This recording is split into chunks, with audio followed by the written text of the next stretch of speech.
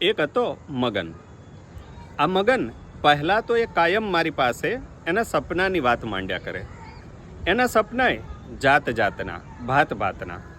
ક્યારેક એ બોસ થઈને લોકો પર રોફ જમાવતો હોય ને ક્યારેક બેસ્ટ કંપનીની ટ્રોફી હાથમાં લઈને મોટા મોટા ઉદ્યોગપતિઓ સાથે હસ્તધૂનન કરવામાં વ્યસ્ત હોય. ક્યારેક એ એક દેશથી બીજા દેશ ઉડ્યા કરે. ધરતી પર તો એના પગ ક્યારેક જ પડે.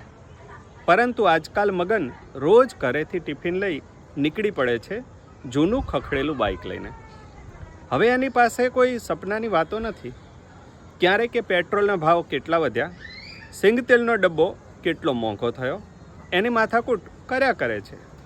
ને નોકરીમાંથી બોસ એને છૂટો કરી દેશે તો આ ડરથી એ રોજ ડરી ડરીને જીવ્યા કરે છે. હવે એને પેલા સપના જોવાનો અધિકાર લાગતો નથી. તમને શું લાગે છે, મગનના એ સપના ક્યારેય સાકાર થાય ખરા?